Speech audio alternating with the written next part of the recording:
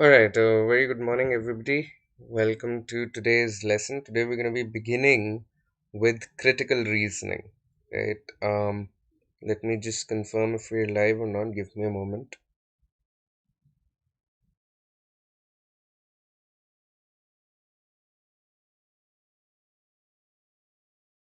Yeah, we're live. Cool. So today's class is essentially an introductory lesson on everything pertaining to critical reasoning that we can expect in our management exams. But before we delve into that, allow me to quickly introduce myself. I am Prankur Arora, and I welcome you to the CAT4MBA YouTube channel by Unacademy. I've been in the learning industry for a while. I'm a trainer, I'm a coach, I'm a published author as well. Wrote this book called It's Not Funny. It's Not Funny is essentially a work of satirical fiction, right?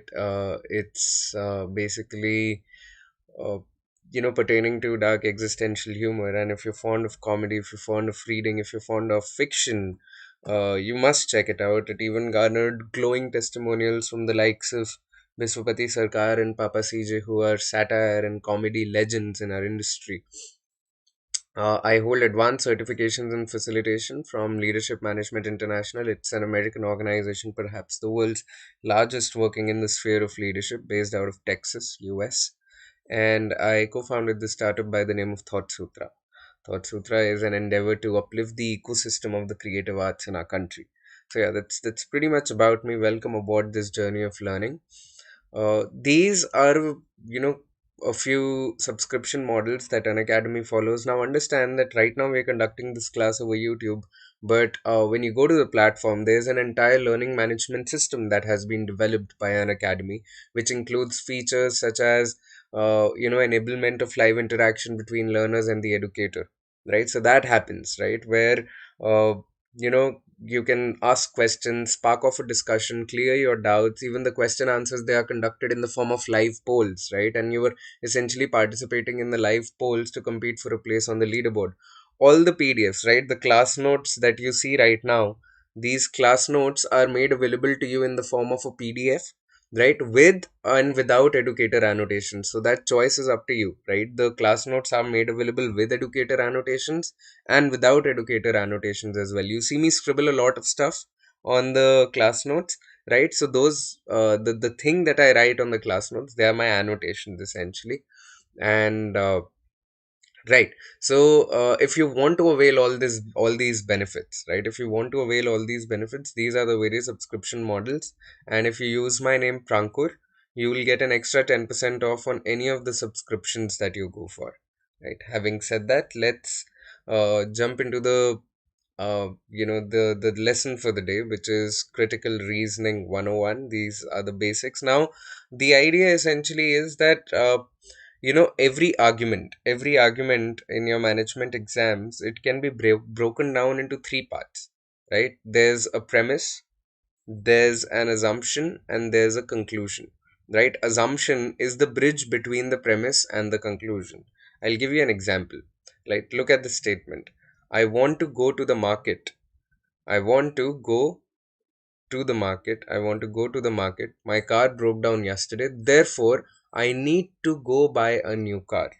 Now, understand this, therefore, is a trigger word for conclusion. We know for a fact that this is the conclusion in the argument, right? Therefore, I need to go buy a new car. But what is the premise? What is the premise? Premise is the information that is already made available to you, right? Premise is information or knowledge that is already made available to you in the argument, right? Conclusion is basically more often than not the ending statement of the argument, wherein you're concluding about something, right? You're closing the argument with some impact by uh, you know by inferring something. And then there's the assumption is the bridge. For example, if I say that I want to go to the market and my car broke down yesterday, therefore I need to go buy a new car, what is it that I'm assuming here? There are a couple of assumptions here that I'm assuming, right? There are a couple of assumptions. Now understand, uh, number one, the assumption is that I can go to the market only by car, right? I can go to the market only buy a car. Right? That is assumption number one. Right? That is assumption number one. Right? I cannot use any mode of transport. I cannot any other mode of transport. I cannot call an Uber. I cannot take an auto. I cannot walk to the market. I cannot take a rickshaw. Right? There's so many assumptions that I'm making in the fact that I can only go to the market by a car. Right? I can go to the market only by a car. Right? So therefore, I decide that I need to go buy a new car. That is assumption number one. There's another assumption that I'm making here, right? The other assumption is essentially the idea that I cannot repair the car myself. The car can't be repaired, right? Perhaps if not by myself, I could call a mechanic, right? I could call a mechanic. The car can't be repaired. So, as I said, two assumptions here. Assumption number one, I can go to the market only by a car. Assumption number two, the car can't be repaired. These are the two assumptions that I made to conclude to conclude the fact that I need to go buy a new car. But what if I call a mechanic? What if I call an Uber? What if I can walk to the market, right? So understand that just like this, every argument can be broken down into a premise, an assumption, and a conclusion. Assumption is essentially your bridge from the premise to the conclusion. Premise is all the information that is given to you on the face value in the argument. Conclusion is what you're concluding from the argument, and the bridge between the two, right? The bridge between the two is your assumption, right? Having said that, let's move on and look at this question, right? Let's look at this question. Now, if you're like most people, right? If you're like most candidates, most people, you race through the argument, then you glanced at the question, and then you would look for the answer options, and then you will jump back and forth between all the information that is given to you here and all the answer options that I'll basically make available to you right now, right? And you'll waste a lot of time, and you might not even end up with the best answer, right? So there's a particular way to kind of attack all these argument problems. There's one particular way to attack all these argument questions, all these argument problems. Step number one, right? We'll discuss a four-step approach. What we'll do is we'll discuss a four-step approach. Okay, we'll discuss a four-step approach. Step number one is essentially you read the question and you break it down, right? So what I mean by read the question is skip over the entire argument. Don't read the argument right now. Don't read the argument, skip over the argument entirely and go straight to the question. The question is, which of the following, if true, most seriously weakens the argument above? Why are we doing this? Because, reading the question essentially will tell you, what to look for in the argument, right? It will tell you what to look for in the argument. And once you know that, you can read through the argument with a purpose. Now you have a aim, you have a goal in your mind while you're reading the argument. So you know what information to retain properly, right? And you will get more out of the argument by knowing for a fact what it is that you're looking for, right? So here's the question, right? Which of the following, if true, most seriously weakens the argument above, right? Now we know what we are looking for. We are looking for a way to weaken the author's argument, right? We might find that the author has come to a conclusion that he does not support with a lot of facts, or we might determine that in constructing the argument, the author has, neglected, to rule out, neglected to rule out other possible causes, or neglected to rule out other possible outcomes, right? So he may have concluded information in the conclusion that's unsupported or even unmentioned in the body of the argument. When you look at the premise, he might have reached a conclusion that is not supported by the premise at all, right? So we may find, his reasons illogical or general or very hyperbolic or exaggerated, right? Or in some other way incoherent, right? That is essentially what happens when we say, we want to weaken the argument, because we know for a fact that the logic is flawed in some way. So when we read the argument, right, we look for weak spots to essentially attack the argument in places in which the reasoning of the argument is flawed, right? So that's our next step. What is the next step? Next step is break it down, right? Read the question and break it down. Now break down the argument. This 8 is talking about the argument, right? So here when we say break it down, what I mean is that we want to identify the main idea of the author. What is the main idea, right? What is the point of the argument? What is it that the author is trying to get at? And then the reasons that the author is citing to support that point, right? The now As I mentioned just now, right, the author's point is essentially what he's trying to convince you about, right? That is what the author's point is. He's trying to convince you about something, right? And then there's a whole reasoning that he will give to convince you about the same idea. So if you have trouble determining the point, ask yourself, what is the author trying to say? Is he writing a TV commercial? Is he writing an article? Is he writing a newspaper piece? Right? What is he selling something? Is he a politician? Is he advocating? Is he a lawyer? Right? So now the answer to any of these questions, right? The answer to any of these questions will give you the author's point, will give you the main idea of the author, right? You'll also need to take a note of the facts, right? When you're reading these, highlight what the facts are, what the reasons are, right? Does he cite a survey? Is there external support that the author is making use of? Is there a survey? Is there some statistics? Is there a publication that he's citing, or is it just his opinion? Does he bring any historical evidence? Right, does he bring any historical evidence? So we need to figure out all these pieces of evidence, because this is what will tell us कि premise में है क्या क्या मेरे पास, और फिर conclusion तक पहुंचने के लिए author ने premise को use कैसे किया है. That is where the author will make use of all the evidence that he's put in. ठीक है.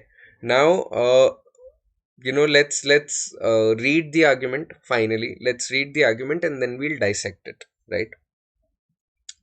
Although fresh oats and corn are the most nutritious foods for cattle, historically, cattle ranchers have minimized purchases of these grains in order to minimize costs due to spoilage.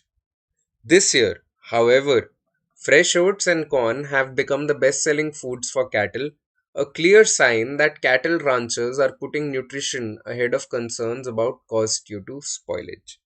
Alright, so what is the author's conclusion? Go ahead and state the author's conclusion in your own words and then write it down on the notebook that you're studying with right now, right? Write it down. And then we'll figure it all out. What is the evidence? What is the conclusion? What is the premise? Are there any assumptions?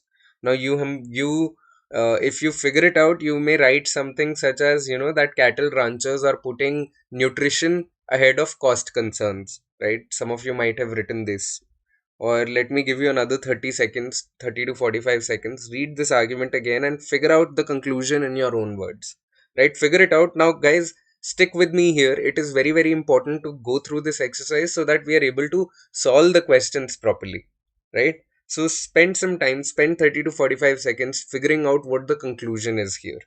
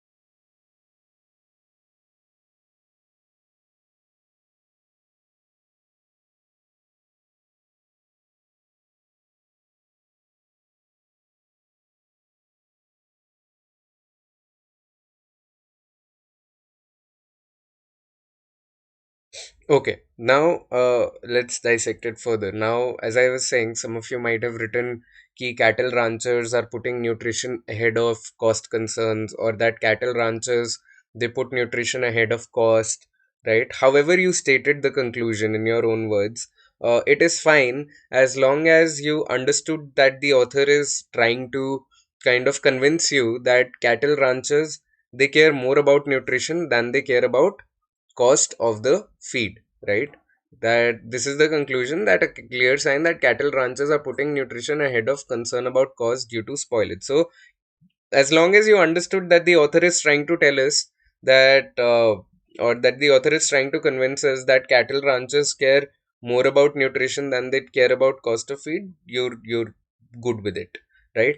Now next, since the question tells us to weaken the author's argument, what does it tell us? It tells us to weaken the author's argument. We need to examine the premises that the author gave to support this point, right?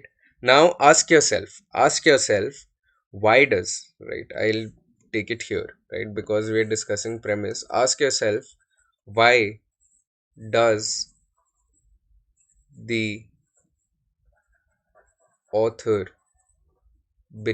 why does the author believe cattle ranchers cattle ranchers uh, are putting cattle ranchers are putting nutrition nutrition ahead of cost, right? When we ask ourselves this question, we now what I want you to do is I want you to jot down the points, jot down all the premises on the piece of paper that you're carrying with yourself or the notebook that you're carrying with yourself, right? This is the argument. Jot down the answer to the question, why does the author believe that cattle ranchers are putting nutrition ahead of cost? Right? Take another 1 minute, take another 60 seconds, figure it out, jot it down on your piece of paper or the notebook that you're carrying with yourself.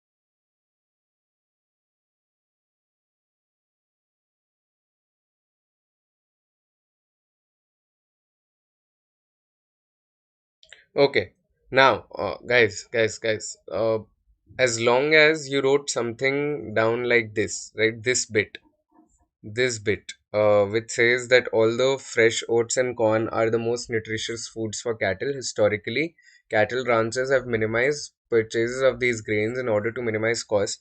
This year, however, fresh oats and corn have become the best selling foods for cattle, right? So, this is basically your entire premise, right? This is basically your entire premise. It is based on the fact that oats and corn, they are selling so well now that the author concludes that cattle ranchers are finally putting nutrition ahead of costs, right? अपने को पता है कि पहले historically cattle ranchers, they minimize purchase of corn and oats even though they are most nutritious. They minimize the purchase. Why? Because it was costly. There was a lot of spoilage, so it was costly. But this year finally oats and corn have become the best selling foods, and that is why that is why the author is concluding that now they're putting nutrition ahead of costs, right? Now, do you believe this? Do you believe the author's argument solely on the information that the author has given us, right? अपने पास evidence क्या है? Evidence is the historical data that they were minimizing purchase of oats and corn, and the current data that oats and corn are the best selling, right? This is the only evidence that we have, right? That is the first 3 4 lines of the argument, which is your entire premise, right? But are we just going to take his word for it? Not really, right? Not really. We are not just going to take the author's word for it, because the author has left a lot of large gaps in the fabric of this entire argument, and he's relying on us to fill those gaps, right? Those will be our assumptions, right? So, assumptions are essentially your unstated factors in an argument, and often they can appear to support the conclusion, right? The farmer's conclusion that the ranchers are putting nutrition ahead of cost rests on a single fact that fresh corn and oats outsold other forms of grains right now, this year, even though historically they were more expensive, right? So, this is the only fact that we have, this is the only evidence that we have, and the author is depending on us to fill in the gap, to supply the missing information that will make this argument work, right? So, step 3 is answer in your own words other ways by which we can fill in the gap. What is it that we can fill the gap with? Reread the statement, reread the argument again, right? This is the same argument. Now we know what the conclusion is, what the premise is. Hi Jayesh, welcome to the class. Finally, you've uh, no worries, no worries, no worries. I'll repeat the activity with you. I'll repeat the activity with you. So we started here, right? We kind of started here. Okay, I'll just repeat this activity and then I'll take you straight to the question that we are trying to solve. All right. Now, so read this argument. Read this argument. I want to go to the market and my car broke down yesterday. Therefore, I need to go buy a new car. Right? Now we clearly know, because यहाँ पे therefore is used as a trigger word, we know for a fact that this is the conclusion. Therefore, I need to go buy a new car. My premise is the information that is given to me, the evidence that is given to me in the argument, right? There is some evidence that is given to me, which is I want to go to the market. That is my premise number 1. Premise number 2 is my car broke down yesterday. ठीक है, मेरे पास इतना ही premise है और मैंने conclude कर लिया कि मेरे को नई गाड़ी खरीदनी पड़ेगी. So what do you think is the evidence? What do you think is the assumption here? Right? There is a bridge, there is a logical gap between the evidence and the conclusion. That gap essentially is my assumption, right? So can you tell me what I'm assuming here?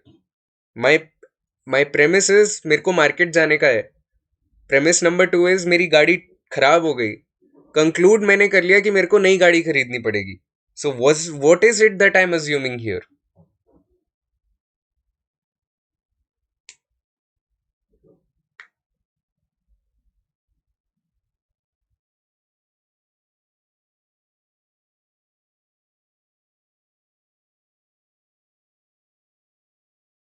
Can you tell me?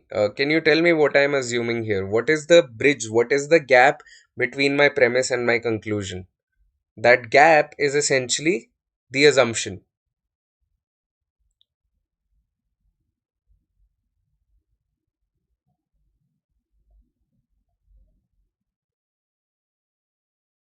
Okay, assumption number 1, car cannot be repaired. You're very right. Is there any other assumption?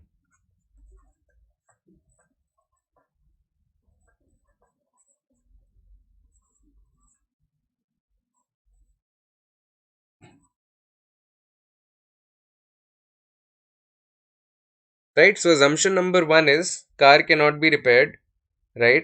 Assumption number 2 is uh, that I can't call an Uber, or I cannot take an auto, or I cannot walk to the market, right? So assumption number 1, you're right, is that the car can't be repaired, right? I cannot repair the car myself, or I cannot even call a mechanic to repair the car.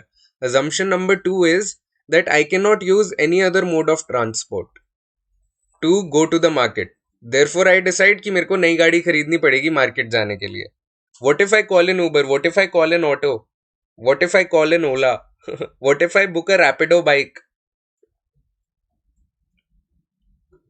Right? So, second assumption is that I cannot use any other mode of transport. What if I take a bus? What if I walk to the market? What if it is just, 500 meters away from my society and I walk to the market? That can also be the case, right?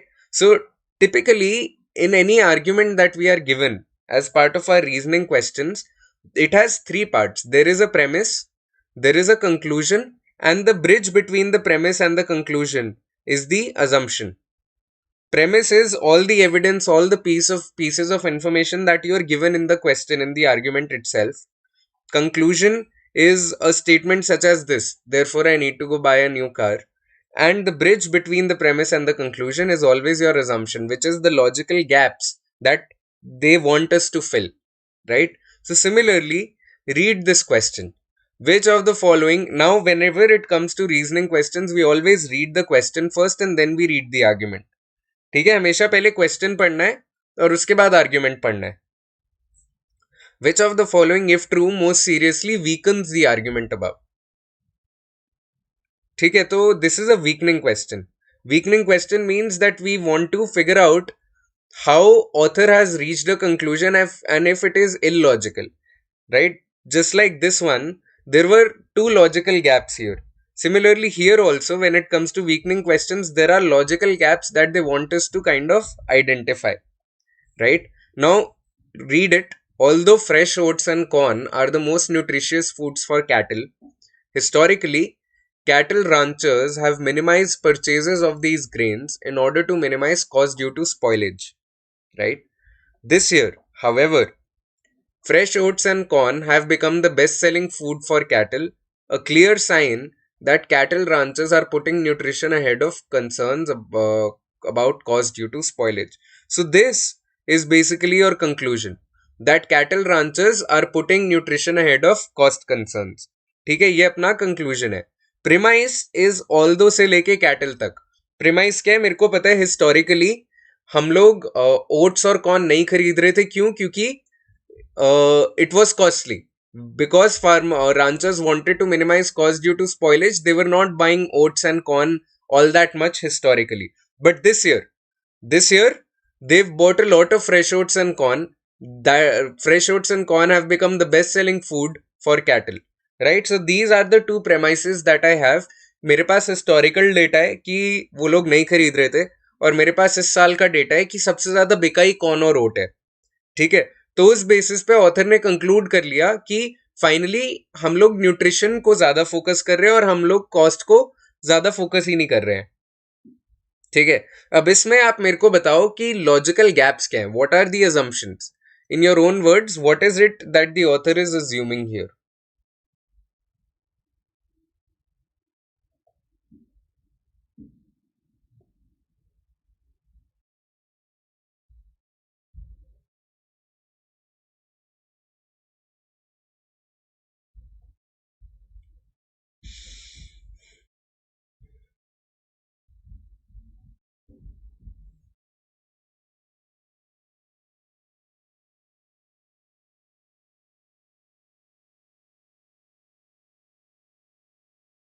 So try to think of how you can refute the argument, how you can refute the conclusion. Can you think of any other reason why corn and oats might be selling better this year? That the spoilage has been reduced. Okay, okay. So you can probably think of a few reasons, such as number one, uh, spoilage has been reduced. ठीक है. I I understand. I buy this. Any other reason? Any other reason why corn and oats might be best selling this year?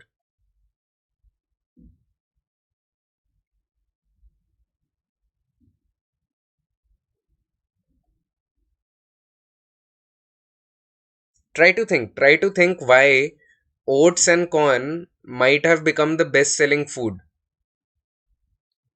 Right? Let me try and give you some reasons. Number one, what if, पहले तो मैं आपका reason लिखता हूँ, which I really like, that spoilage reduced, has been reduced. I buy this point. Very well done. What if uh you know what if price dropped? What if price of corn and price of corn and oats dropped more than other foods, more than other food grains. Price of corn and oats dropped, right इतना price गिर गया कि अगर spoilage हो भी रहे तो उन्हें फर्क नहीं पड़ रहा क्योंकि बहुत सस्ता कर दिया. ऐसा हो सकता है ना कि हार्वेस्ट में कॉर्न और ओट्स एकदम से बहुत ज्यादा उग गए, so the price went down, and when price goes down we know for a fact that the demand goes up, right. So price dropped to such a degree that ranchers were willing to risk spoilage because the price was so low, right? What if price was so low? Third could be कि lower availability of other food grains. What if the harvest of other food grains was not really good this year? Lower availability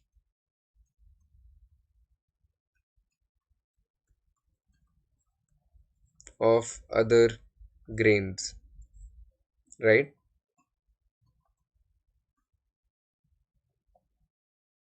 So these could be a few reasons as to why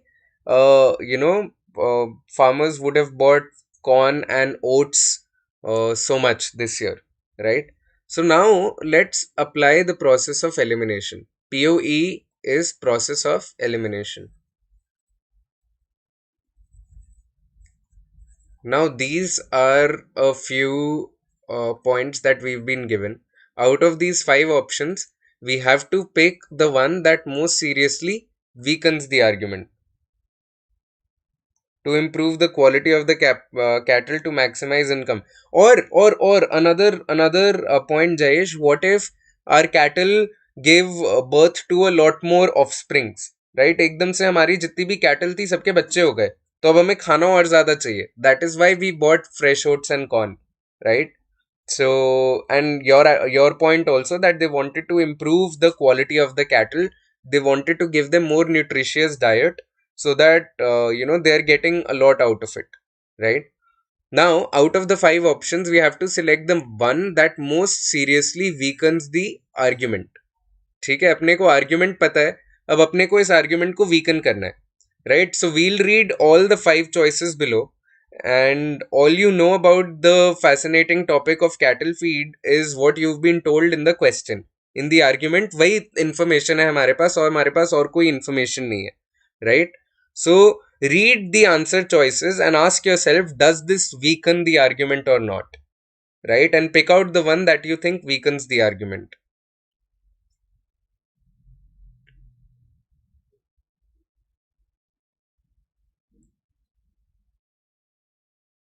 Now look at the first one. First one says last year processed cattle feed outsold fresh oats and corn by a wide margin. Are we concerned about last year? No, we are not. We are concerned about the current year, right? We are trying to weaken the argument. So what happened last year does not matter. We want to know what happened this year. The question is about what is happening this year, right? So we can eliminate what happened last year there.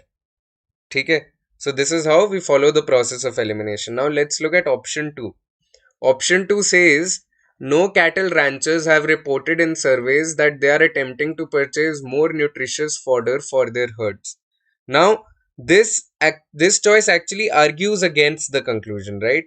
Which is surprising, right? Which is never a valid way to weaken the argument. You never argue against the conclusion. All you do when you argue against the conclusion is set up another line of reasoning that might just be that might be as flawed as the current argument, right? So in this case, for example, there are all kinds of problems with the idea of what survey it is referring to, right? What if the survey is do we have any information about the validity of the survey?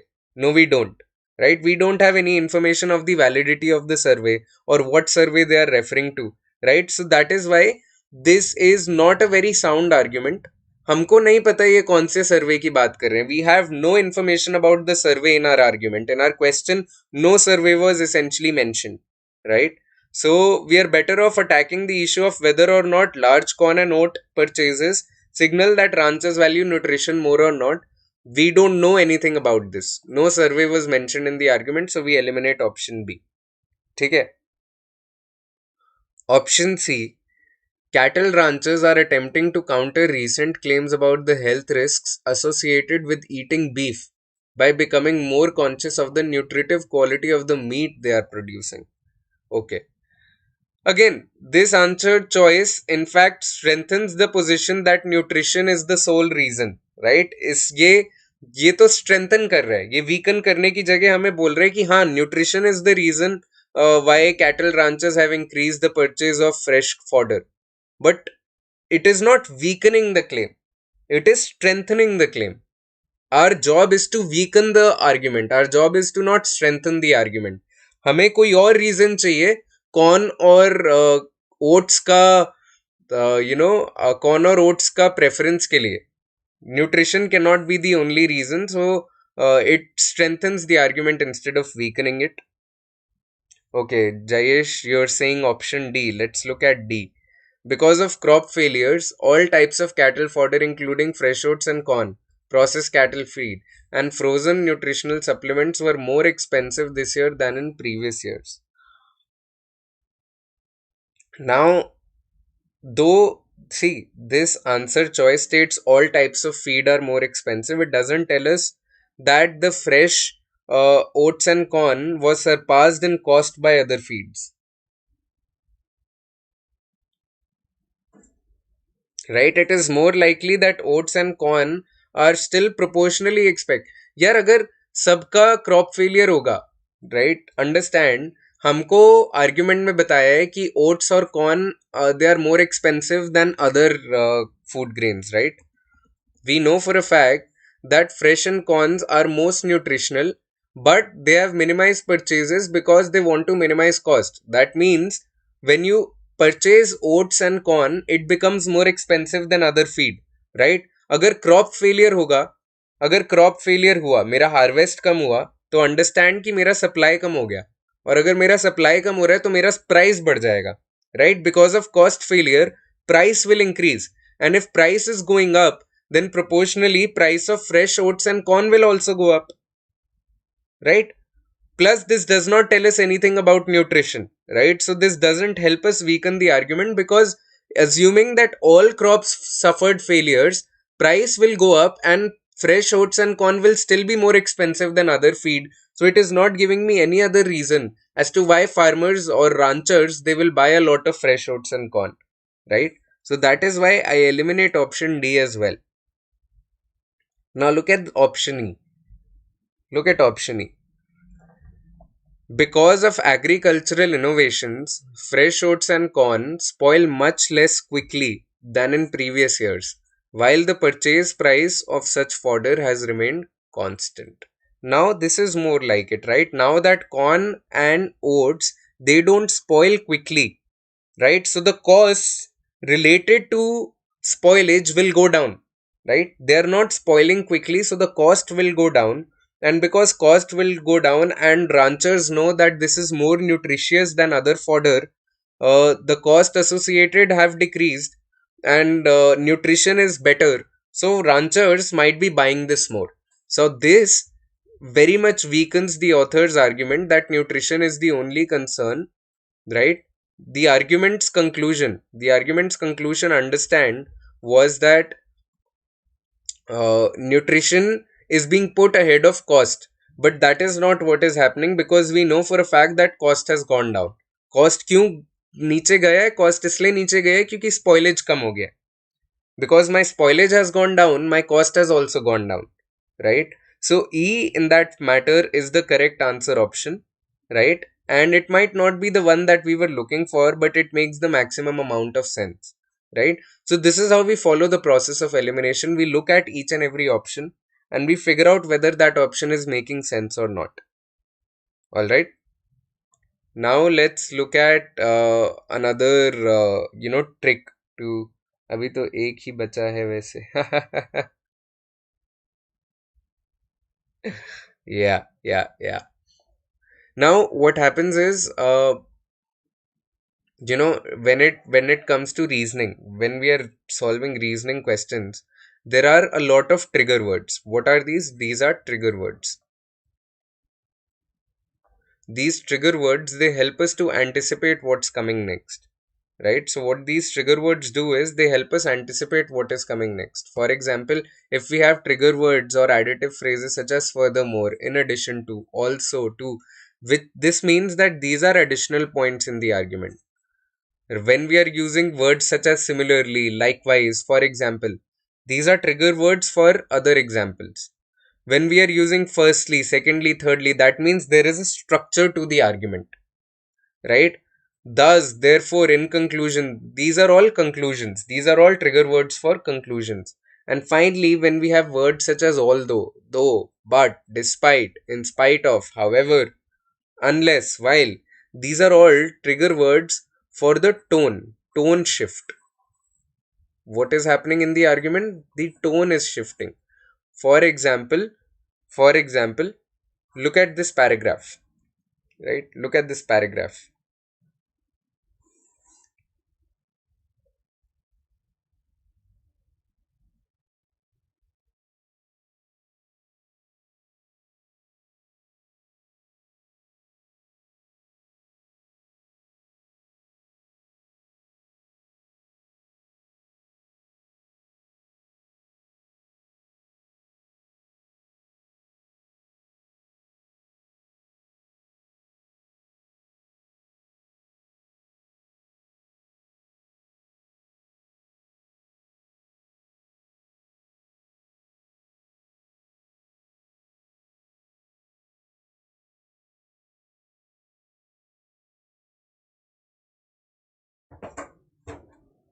Right? Read this argument.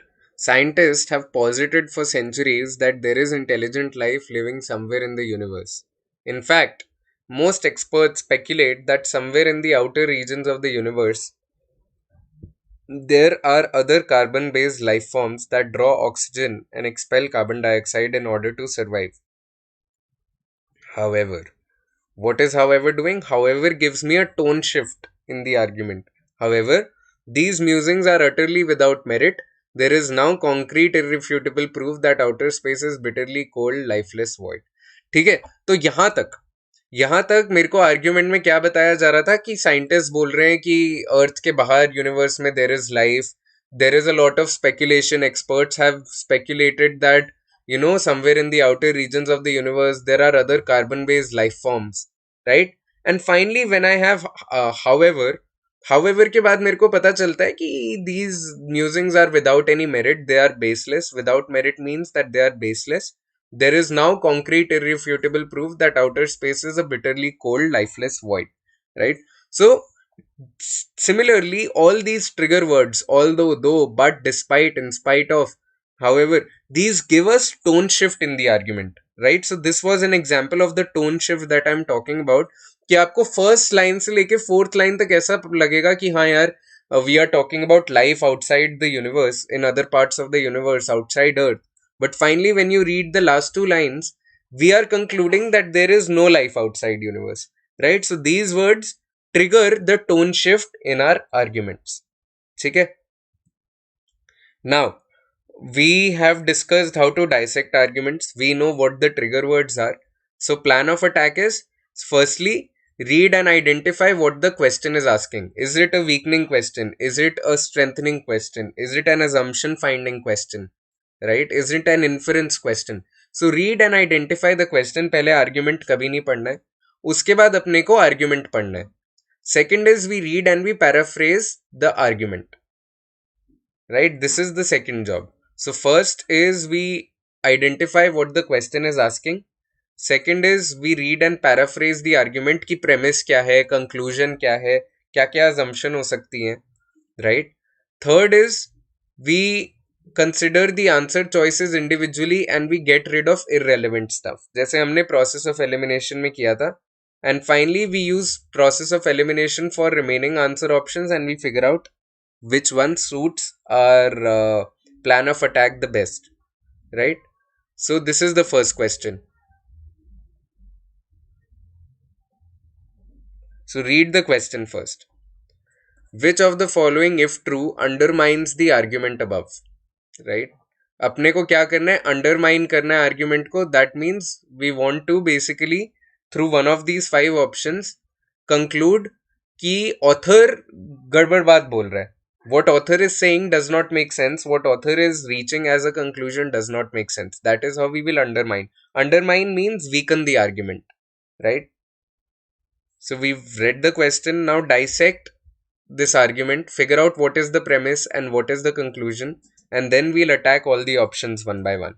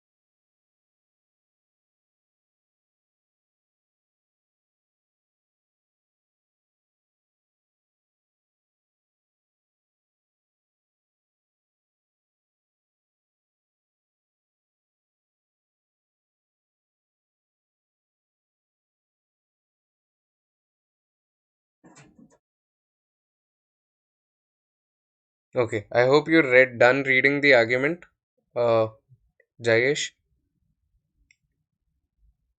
Hi, Sushil. Welcome to the class. So when you read this argument, okay, B. All right. Let's.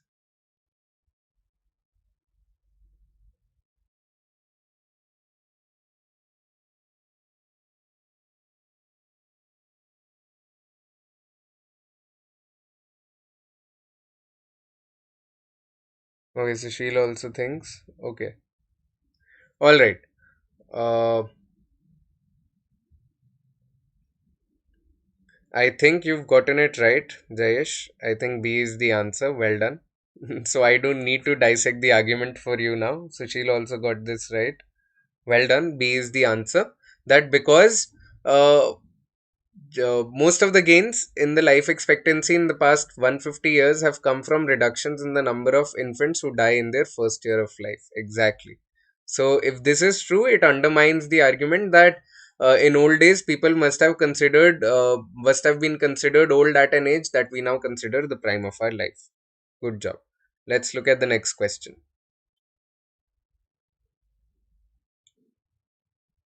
Again, this is a flaw finding question, right? This is a flaw finding question.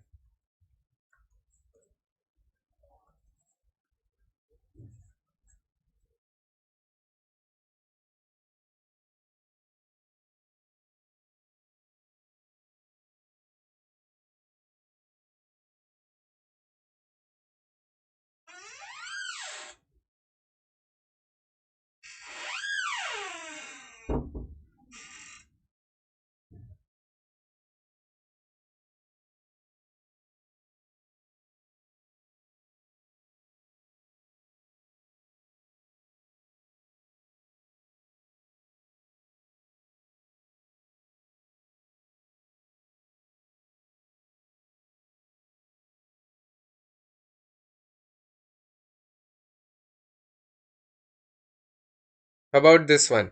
How about this one? Now we are saying that homeowners aged 40 to 50 are more likely to purchase ice cream and more likely to purchase it in larger amounts than are members of any other demographic group. Right? So, this is your premise. This is your conclusion that the popular belief that teenagers eat more ice cream than adults must therefore be false. What do you guys think? What is the flaw here? Now the difference between a weakening question and a flaw question is कि flaw question में ना आपका flaw argument के अंदर ही होता है. ये आपका argument है, इसके अंदर ही आपको flaw मिल जाएगा. But for weakening questions such as the previous one, we had to look for options that were outside or information that is outside the argument. right? So that is the difference between weakening questions and flaw questions.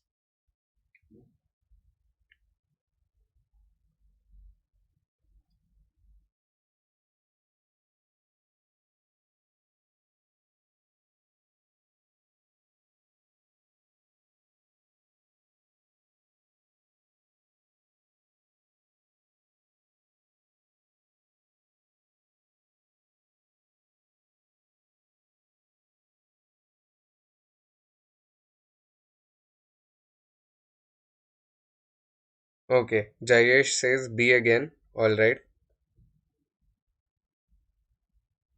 What do you think, Sushil?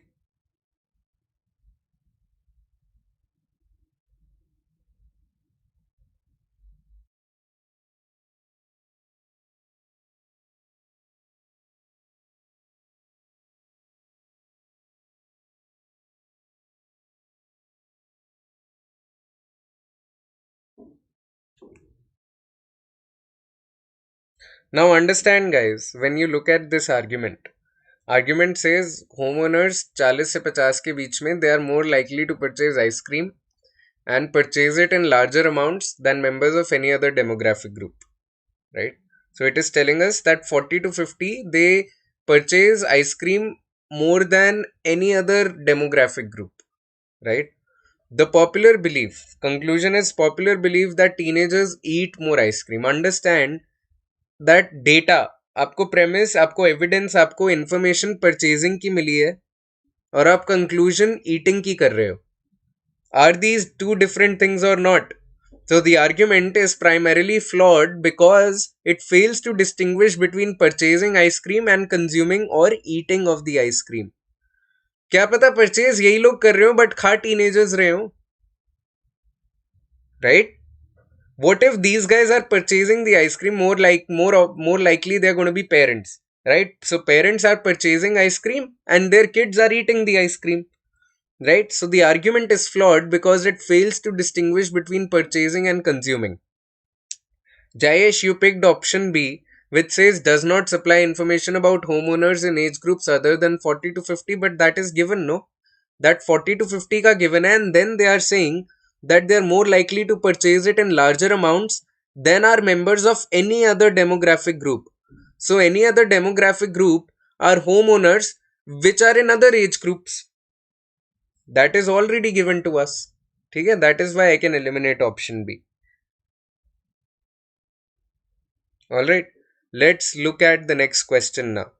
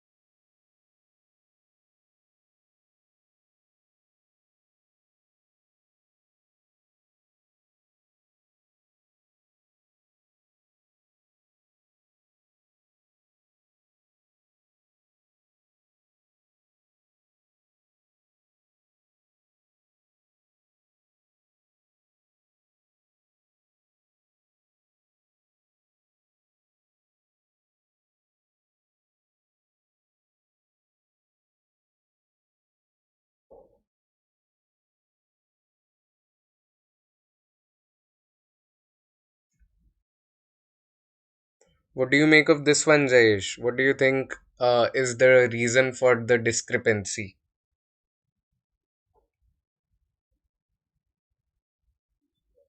So, what is the discrepancy that we are talking about? The question says that a report that many apples contain a cancer causing preservative called ALR apparently had little effect on consumers. So, there was a report that apples contain ALR and it had little effect on consumers. That is our premise. Then it says few consumers plan to change their Apple buying habits as a result.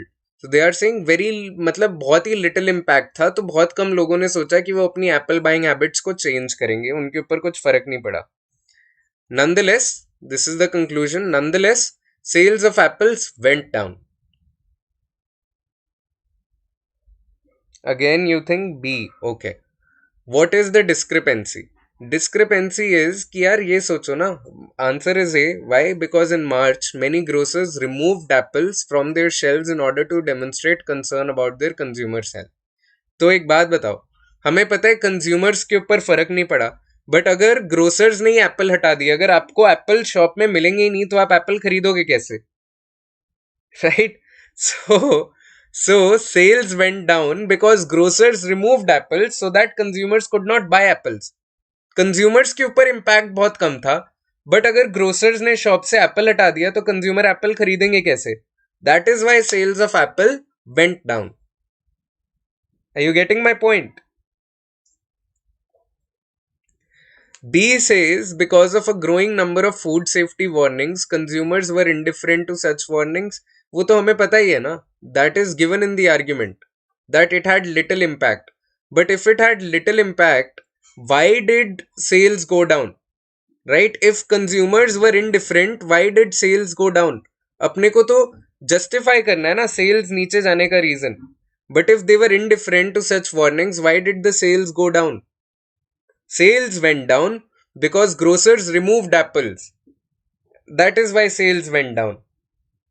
खरीदने को Apple थे ही नहीं तो बिकेंगे कैसे Apple cell कैसे होगी जब आपने हटा ही दिए शेल्फ से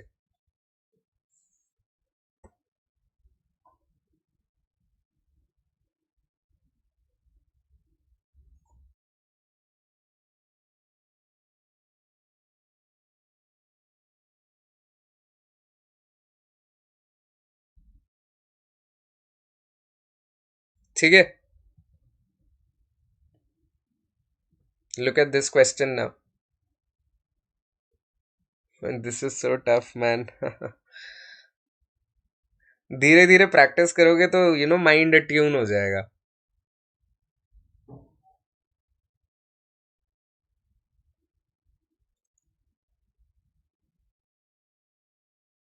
Which of the following best completes the passage below? So this is a para completion question. You are given the passage. You have to complete it using one of these four options. Try this.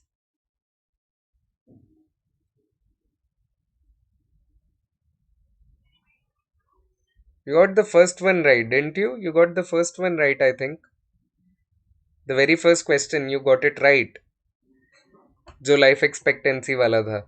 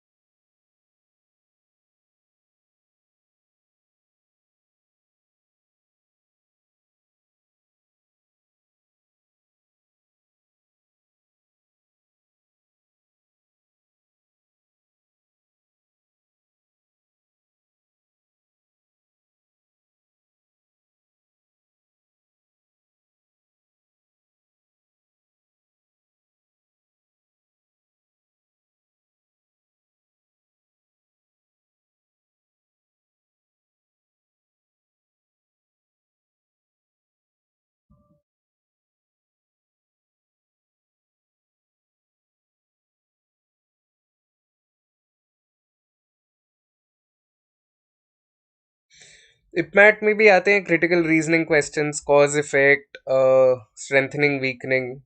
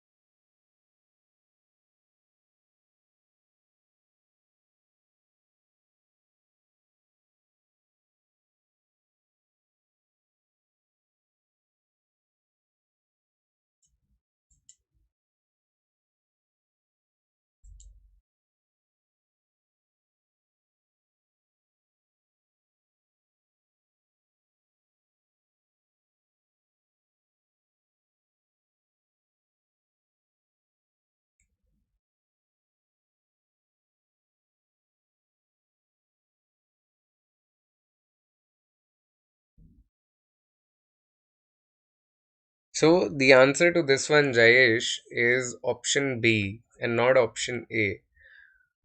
Understand what the question is saying. People buy prestige when they buy a premium product. तो people prestige को तब खरीदते हैं जब उन्हें कुछ premium चाहिए होता है. Why? Because they want to be associated with something special. So they like that aura. They like that feel that they're buying something very, very exclusive. That is why mass marketing techniques and price reduction should not be used, because continued sales, they depend on the maintenance of an aura of exclusivity. They want to be made feel special.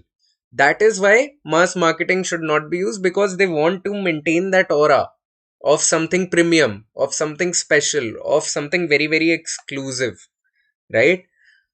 ये जो चीज है, mass marketing techniques and price reduction strategies should not be used, because affluent purchasers currently represent a shrinking portion of the population. अगर ये चीज है, if option A is true, then they should be used. Then mass marketing should be used, because now you want to reach out to so many people, right? So A is going against what we are talking about. Mass marketing should be used if affluent purchasers are very shrinking portion of the population. But they should not be used. Why? Because we want to maintain the feel of a premium product, because we want the consumers to be made feel special, because we want to give them an aura of exclusivity.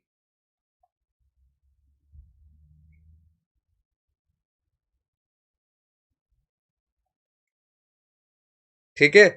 So with this, I'll end today's class, and as always, I would like to tell you about the current batches that we are running. You can start learning from all of these educators for free on the Unacademy platform, right? And these are the batches that we're launching today and tomorrow. For these are for people who are currently preparing for CMAT, which is this very month, or they're wanting to prepare for GD or PI, right? So these are the batches for that.